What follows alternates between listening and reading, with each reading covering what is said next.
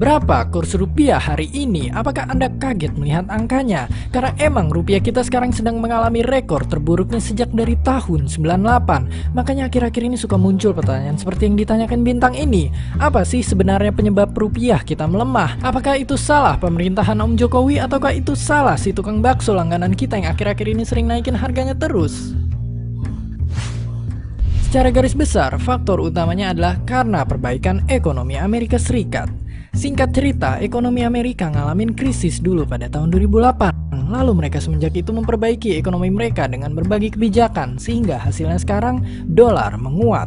Kemudian akibat dolar yang menguat dan beberapa kebijakan Amerika yang akan kita bahas nanti, membuat mata uang negara-negara lain tertekan dan akhirnya melemah. Dan salah satunya adalah rupiah kita. Ya, duit yang biasa kita pakai buat beli bakso.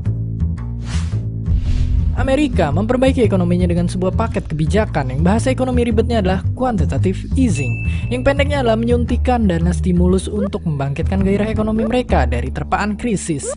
Mereka dalam tanda kutip memompa dolar baru terus yang kemudian digunakan sebagai stimulus ekonomi yang diharapkan dapat memutar ulang perekonomian mereka, yang kemudian oleh para investor dananya banyak diinvestasikan ke negara-negara berkembang seperti ke Indonesia. Kemudian, setelah ekonomi mereka membaik akibat stimulus tersebut, mereka pun mengeluarkan lagi kebijakan lanjutan bernama tapering off, yang pendeknya adalah memotong dana stimulus tersebut.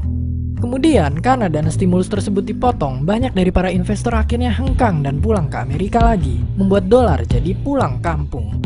Akibatnya, jumlah dolar jadi sedikit dan nilainya pun makin berharga. Dan itu menekan mata uang global khususnya bagi negara-negara berkembang termasuk Indonesia yang tadinya ngerasain dana stimulus dari para investor kemudian tiba-tiba jadi hilang. Lalu akibat dolar yang menguat, perekonomian global pun jadi lesu. Selain itu juga seperti Cina yang perekonomiannya sedang melambat dan masih banyak faktor lainnya lagi menyebabkan komoditas ekspor andalan Indonesia kayak batu bara, kelapa sawit, dan karet jadi sepi peminat. Apa akibatnya? Neraca perdagangan kita jadi anjlok. Faktanya sendiri pun udah 3 tahun berturut-turut neraca perdagangan Indonesia mengalami defisit. Ekspor kita lesu sedangkan impor jalan melulu. Artinya ya, pendeknya pelemahan ini disebabkan karena perbaikan ekonomi Amerika dan dikontribusikan oleh neraca perdagangan kita. Yang sekarang kita tahu nggak cuma di Indonesia aja, tapi juga melanda banyak negara. Bahkan banyak yang lebih parah dari Indonesia. Tapi tentu saja video ini sangat mensimplifikasi keadaan yang ada dengan tujuan biar mudah dipahamin. Karena sesungguhnya ekonomi adalah ilmu yang ribet. Jadi ya, silahkan baca-baca lagi setelah nonton video ini. Dan jangan salahkan si tukang bakso langganan kita karena ini bukan salah dia. Terima kasih.